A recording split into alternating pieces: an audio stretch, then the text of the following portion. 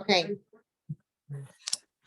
Good morning, everyone, and welcome to Invitation to a Conversation. I'm Pamela Bailey, and this month I would like to say happy Black History Month. And to kick off my Black History Month series, I have a special lady for you today, Miss Lizzie Jenkins. And I do not have a bio for her, but once we get this conversation started, you will find out who she is. And now I introduce to you Miss Jenkins. Good morning, Miss Jenkins. How you doing? Good morning, Miss Pamela. How are you? I'm good. I'm excited to have you here today. Wonderful. And I'm excited and honored to be your guest today. And the first speaker on your Black History program, a month program. I'm honored. Thank you. I thought it was just the right time to bring some new history to our people and have you here. So let's start our conversation. Miss Jenkins, where were you born? Okay, I was born in Archer, Florida, which is in Alachua County. Alachua County, people usually associate the University of Florida with Alachua County. So I was born in Archer, which is approximately 10 miles from Gainesville. I grew up in Archer on a farm. And what makes me different or important and not important or significant, what make me and my history significant is because I am the niece of the Rosewood school teacher. And if you don't know what Rosewood is, I will tell you. Rosewood was a town in Levy County, approximately 40 miles from where I live here in Alachua County. And in 1921, January 1, and I'm sorry about the date, January 1, 1923, Rosewood was attacked, destroyed, and eventually burned to the ground. And as I said, I am the niece of the school teacher during that time from 1915 to 1923. And she's, okay. Go ahead. And she survived the Rosewood Massacre. Yes. Okay. And the school teacher was the one that lived in a house where the man said, y'all have a piano? No, she did not. She was married to Aaron Carrier, and the young man that you were talking about, Sylvester Carrier, right, is first cousin to Aaron Carrier. And yes, Sylvester Carrier and his mom, he lived with his parents and wife, did have a piano, and I understand that he was a piano player. Mm-hmm. And he would compose songs. He sang in the choir. In fact, my aunt, the Rosewood school teacher, and her name, by the way, is Mahulda Gussie Brown Carrier. Mm-hmm. And she organized a quartet for Rosewood men. And Sylvester Carrier played the piano at church and at home. And they would sing at both churches. They had two churches, I understand, a Methodist and a Baptist. However, they had service 2 Sundays at the Baptist church and 2 Sundays at the Methodist church. Therefore, they were in church all 4 Sundays.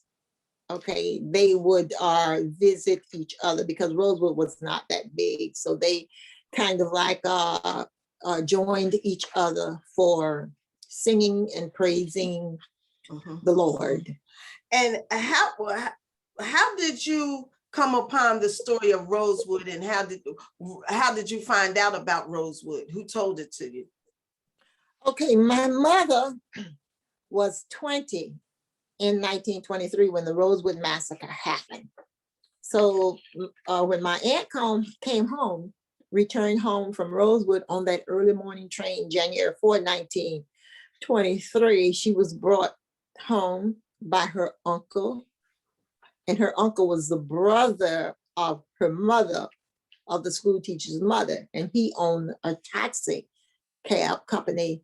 So he brought her home that early morning, and my mother was there. And of course, my mom knew, and they knew that something was going on in Rosewood. They didn't have telephones, but they knew my aunt lived there, and they had heard about what was going on, and they were told not to come to Rosewood. So they were waiting for her in fear. At the house was her mother. When I say her mother, it was my grandmother and my mom's mom and 3 younger brothers. So when she came home on that fearful morning, my mom was her like go-to person. She had been damaged really bad. I'll tell you about that later. And what happened to her, she didn't want to share that with her mother, but she felt comfortable sharing it with her sister, my mother. So my mom took the story very serious, and she never forgot it. So you asked me, when did I hear about it? I heard about it. I was age 5 in 1943, because I was born in 38. And for some reason, the night that she told that story to us, and when I say us, her 4 children, I was the youngest, age 5. And it was at night, and of course, cold. And I remember we were sitting, and when I say setting, that's the word we used back then. I know it's sitting now. We were sitting on the settee. That's what Mom said. You all sat down on the settee. Mom is going to tell you a story about the Rosewood Massacre. I was so young, I didn't understand what Rosewood Massacre was all about. Mm-hmm. When she said Rosewood, roses came to my mind in the woods. Okay, massacre, no idea what it meant, but for some reason, that story attached itself to me. I went to sleep on the story, so did my older brothers and sisters, but it stayed with me. And the next morning, when I was eating breakfast, back then, parents would get up, 4 o'clock in the morning, my dad would get up, make a fire in the stove, and Mom would cook hot breakfast every morning for us. So during breakfast that morning, I really wanted to know more. I woke up with that story on my mind. But, back then, parents could always tell who was interested and who was not. So she whispered to me, not now. She knew I wanted to know. And okay, I waited. However, the next day in school, I worried about my aunt because I remember her. Right. Okay. And she was my homeschool teacher. So she was on my mind. And I was thinking the story happened last night in 1943. The story had happened 20 years ago. Right. But I was not able to conceptualize what happened or what went on. So once later on, during Mom and my visits, we did get an opportunity to talk about Rosewood. It became our story, Mom and me. Can you briefly tell those who have not seen the movie yet? We're down on time. Can you briefly tell us what the whole scenario of Rosewood Massacre was about? It was about a young white lady that lived in Sumner, was having an affair with a white man, and she was tired. She was married. Fannie Taylor, she was married to James Taylor. James Taylor was the foreman at Sumner Sawmill. Okay, and she was having an affair. She wanted to call it off. He did not. So a fight ensued, which left her black and blue bruised. Okay, her husband, she had to find an excuse when he came home for breakfast. Why? What happened to you? And she said, I was assaulted by a black man. Then and now, that is the historical story by white women. Mm-hmm. They will lie, have always lied when they're in trouble, a black man. Mm-hmm. And most of these massacres have been the result of lies by white women. And my mom was able to go to the movie. They showed us the screening of the Rosewood movie in 1997, and mom was speaking. So after the movie, they said, Mrs. Robinson, how do you rate the movie? She said, oh, I give it on a scale of 1 to 10. They asked. She said, oh, I give it a 7, which is not bad, 7. So if you haven't seen the movie, you need to see the movie to your audience and my audience today. She gave it a 7, but she ended that comment with the 2 most important things that happened in that movie. It let people know that the Rosewood Massacre happened. They stole everything out of their home, the Rosewood residents' home, before they burned every house down. That's number 1. And the second thing she said is most important. She said, it also will let you know that white women will lie on black men. Yes. And everybody in the movie went, oh, wow, didn't expect her to say that. It was filled with white people. She said, put her hand on her hip and said, I am 95 years old and I can say what I want to say. I earned that right. So she told the truth. So her demand to me was, you research that Rosewood information, authenticate it, and you tell it. And you must tell the truth. Mom also dictated a song to me that I will produce and I will publish it this month. When and why did you decide to start the Real Rosewood Foundation? In 2003, I knew the history is important. It's our history. It's America's history. We cannot allow our history to go untold. That's who we are. History is who we are. We have built this country, okay? And we're going to tell our true history about this country. And we are going, back then, Miss Bailey, we couldn't talk about our history. Rosewood, they couldn't talk about Rosewood. But now, we got it going on because everybody is talking about history and they want to change it in the school system and rearrange it and talk about critical race theory. Look, right. Okay. Back then, because they don't want us to hurt anyone's feelings and make the kids feel bad. What about the people they lynched? Okay, they didn't have a choice. You hung out people. They were hung. They were lynched. They were tortured in every scenario. Okay, and now you're going to hurt somebody's feeling because they know about it. We aren't going to stop telling our story, y'all. Yes. We're going to tell it and tell it. That's who we are. Didn't they, I think it was the state of Texas just trying to pass a bill to save the feelings of white people when they hear the story of Black history or something, if it's taught in school? Out in Tulsa, Oklahoma, where I think the massacre was there in 1921. They killed, they burned, destroyed. It's a habit. And if we don't stop it, no one else is going to stop it. Yeah, it's a map that shows across the states all the massacres that happened in Black towns. Briefly tell of the preservation of the last home in Rosewood, and is that home stands as a museum to this day? The home in Rosewood was owned by John Wright and his wife, the store merchant. It's the only home that still lives there. A couple of years ago, a white couple out of Kansas City and Ohio purchased the house, and it's in bad shape. I just did a TV show, an interview on it. It's pasted on my Facebook.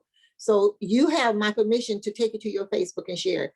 That house, we were interested in the house, and I visited the people and they knew I was interested, and I took the board down there and they said, okay, we'll sell it to you for $100,000. We didn't have $100,000. However, we continued to talk. I know how to make friends with people. We continued to talk. They knew I was very interested in the house, so they invited us down. July 12th, 2021, we were sitting on the porch and we were talking about the house. So Ian Stone, the young man, the owner of the house, interrupted our conversation, and he said, Mrs. Jenkins, he said, we have decided to donate the house to you. I almost fell out of my chair. $100,000 house he had offered, for us to buy. They decided to give it to us, to donate it to the Real Rosewood Foundation, because he said, we want to help you accomplish your goals. And that's where we are headed now.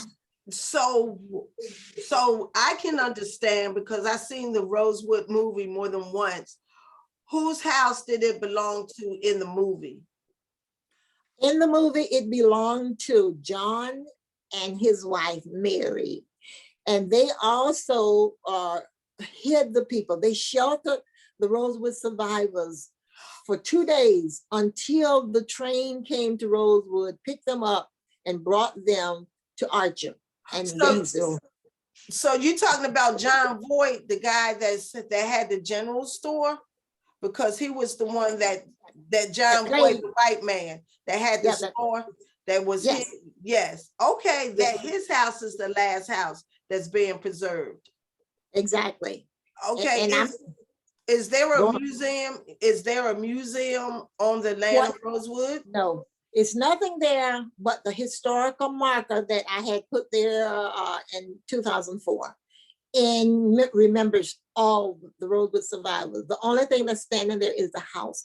We are going to relocate that house to Archer. Okay, Archer we have 29 acres here. We are going to relocate it here. And on this property is the property that my aunt, the Rosewood school teacher, my mom, the siblings, my grandparents grew up on, and my grandparents purchased this property in 1904. So what we're going to do, we're going to bring that house, the John Wright house, to Archer, and we are going to shelter that house the same as John Wright and his wife sheltered the Rosewood survivors. And what is on the signage of Rosewood, the marker that you put up there in 2004? Basically, it tells the story of Rosewood. I wrote the script. I went to Governor Jeb Bush, Florida Governor Jeb Bush, and his staff, and I asked them if they would, and they said, well, it's going to cost you $2,400. I said, okay. I didn't hear from them. I called back, well, it's going to cost you $1,200. I said, okay. They didn't call back. So the third time I called, they said, well, we decided to give it to you. Well, they should have done that in the first place. Yes. Okay. And they said to me, okay, well, you need to write the script. I said, when do I need to send it? It's already written. Okay. So I made sure what happened there, listening at my mom, is what I put on there. Now, I tell you what, Dr. Maxine Jones, I want to give her credit because she was the lead investigator. They wanted, history. They wanted it to show that she was in charge of the script. But I tell you what, I made them sign a contract. I have the contract. It's going to go in my book. They could not change or delete the basic information, the most important information that I had already recorded for them. So are you saying that Archer is the city where Rosewood took place, and that's where this house is going back to? No, Rosewood is the place. Okay. The reason we are bringing it to Archer so that we will have close access to it. I'm 83. I can't drive 40 miles to Rosewood to be the curator. Plus, they want to get rid of the house. They want it out of Levy County. The Levy County community are not pleased with it because the house and that story taints their county and their city. They're glad to see it go. Okay. Mm-hmm. Were there any reparations given out to the descendants of Rosewood? Yes, it was. To each survivor, I think it was about 7 of them, received $150,000, which is absolutely nothing. But the most important thing, they acknowledged they did wrong. Right. Okay. And small amounts were given to several descendants because the survivors had gotten $150,000. Yes, the first massacre, where a massacre happened, the first in the country to receive reparations. Yeah. Okay. Are they any other descendants of Rosewood besides you? Oh, yes, lots of us, and they're telling their story too. However, they don't have a foundation, but each year there is a group that do our reunion, a family reunion. Yes, I know several of them. We are in 2023, we are going to do a centennial here. They have been invited. I have invited them to share anything they want to share in my upcoming book, will be published during the centennial. They are welcome. There was a lady, a white lady called me about 3 months ago and said to me, Mrs. Jenkins, I hear that you are working on the Rosewood Project. I want you to know that Mary Wright, Mary is John Wright's wife, the store merchant. I want you to know that Mary Wright was my great, great, great auntie. And she told me her story, was telling me her story, and I interrupted her. And I said, ma'am, oh, that is so interesting. Would you like to write a chapter for my book? She said, I'll be happy to. She did. A couple of months ago, I got the chapter. Amazing chapter. So it's not about me. It's about Rosewood history, Black and white. So we're going to bring this together. So what is on the grounds of Rosewood now? Nothing but land, just empty land? Nothing but land. And the young man who donated the house, they have 35 acres. And they are building a house there. And he has a business in Cedar Key, which is 9 miles from Rosewood. He is going to relocate his business to his 35 acres, the property. So they really need the house off the property. So does an African-American own that Rosewood land? No, not anymore. Not anymore. Oh, wow. No, the property was seized and they said, well, they didn't pay taxes. How in the hell can you pay taxes when you would run out of town? And they were afraid to go back. Exactly. Oh, wow. Now that's something. Now, if they can donate y'all back that land, because that was originally Black land, Rosewood was. Am I correct? You are correct. And let me ask you this. In Rosewood, because I know you've seen the movie many, many times, how close proximity was the white area to Rosewood itself? Was it a railroad track that separated the two nationalities? Well, let me tell you, there was a Rosewood track. I mean, there was a train track in Rosewood, and John Wright lived on one side of the train track. Okay. On the other side of the train track, there were Black families. Now, where the whites lived in Rosewood, I have absolutely no idea. How many people lived in Rosewood, I have absolutely no idea. I don't know how many houses were there. I know that there were 5. I have done my research. There were 5 Blacks killed. Okay. How many whites were killed? They say 2, but that's what they say. The Black folks said there were many. There were several. Okay. But could be true. Why do you think they wanted to keep the Black folks silent for more than about 80 years? They didn't want them to talk about it. My aunt talked about it. Okay, she sure did. I'm not going to tell you today. It's in my book, but she sure talked about it. She had a very difficult life. She died at age 54. After Rosewood, she was chased by conspirators. She would get mail. Her name was changed. She changed her name about 10 times. She moved about 10 times. And the people in Archer knew everybody here. So they knew she was from Archer. And if she got mail from out of town, the post office would open her mail and write on, if it came to the wrong place and they knew she was living someplace else, they would open it, they read it, and they would write a new address on the back and put it back in the mail. I have the supporting evidence. I have the envelopes to show where they tampered with her mail. That's a federal crime. Someone needs to pay. Yes, and so your aunt lived the rest of her days looking over her shoulders, feeling uncomfortable in a situation that she didn't cause, but was feared by others because of what happened in Rosewood. I really don't have to answer that question because you are a genius. That's exactly what she did. She spent the rest of her life looking over her shoulder. Being She afraid. died. Yes, She being died. afraid of something Yes. that she Yes. was just a part of and not the cause of. And it was just during those days and times. Did she have any children? No, she did not. But you know what? That's a good question. She did not have any children.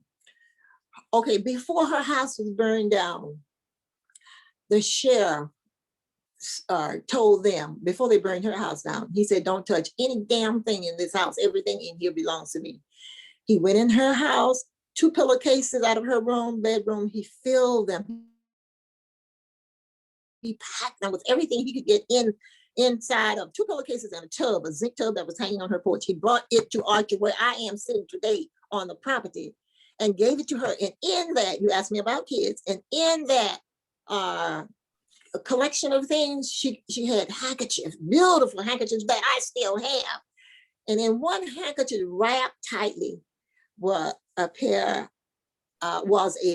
of baby booties. I have them right now.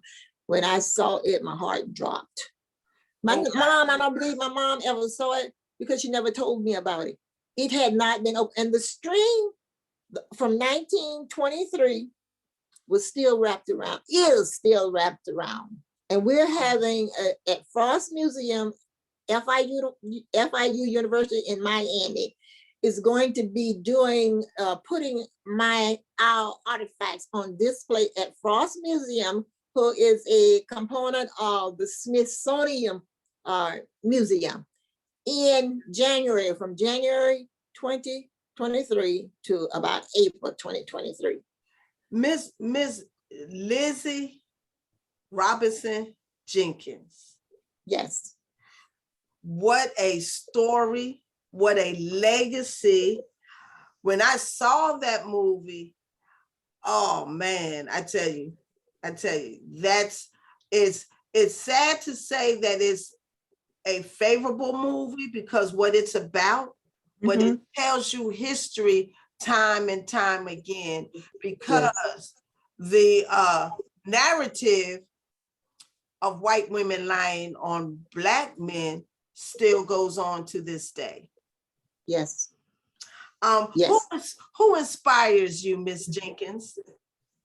My mother. She is deceased, but she lives in my soul, in my heart. Rosewood is a 24/7 job for me. It's not easy. The burden of truth, the burden of history, it's a burden.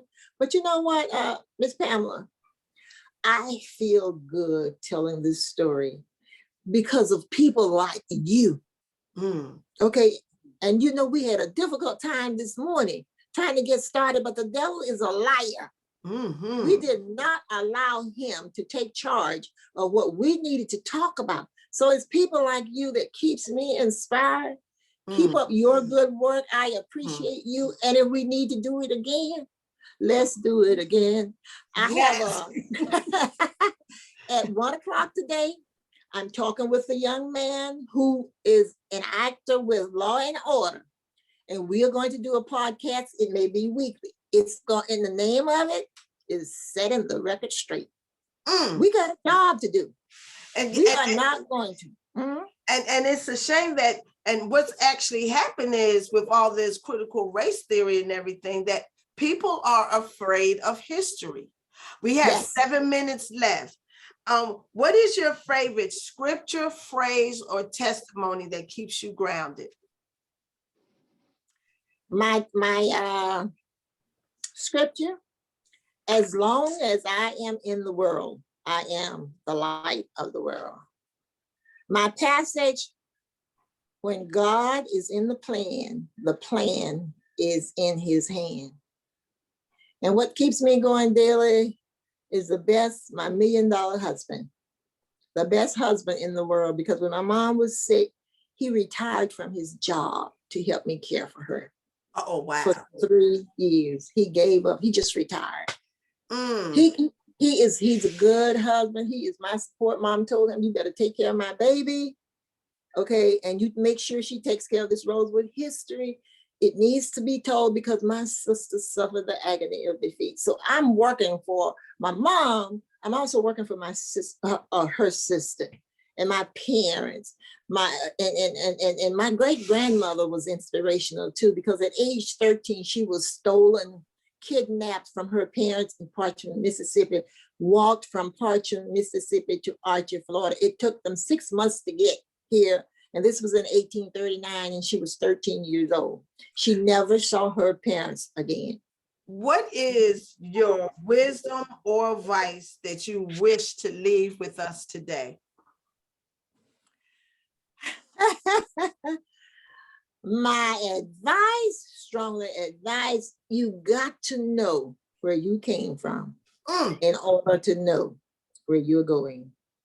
And I say this to people that tell me, oh, I don't want to hear about Rosewood. I don't want to hear about that. That's old. That's old history. But what they don't realize, how they got from point A to where they are today and point B. They don't realize that our ancestors, through their muscle, okay, their sweat and blood-soaked tears, because of them, we are. And they don't realize that. And they don't understand the message in the history. The message in the history. History repeats itself, but we don't want it to go all the way back. But the scenario of the history repeats itself, you know? Exactly. Because, and what you said is, there's a map that shows every massacre that occurred within a Black village or homestead back, you know, back in time. Well, we're running out of time, Miss Robinson, Miss Jenkins, but you have to come back again. I appreciate you. I thank you. I'm glad I found you. Same here. Yes, yes. And I only had an hour to get in time, so I don't want to get cut off, but my hat is off to you. God bless you. Thank you for your story. Thank you for your legacy. And thank you for the blessings of your aunt, is for what she had to go through in order to feed it through to you, to get the word out. Thank you. You are welcome. You're very welcome. Thank you. And everyone have a blessed weekend and take care. Bye-bye. Bye-bye.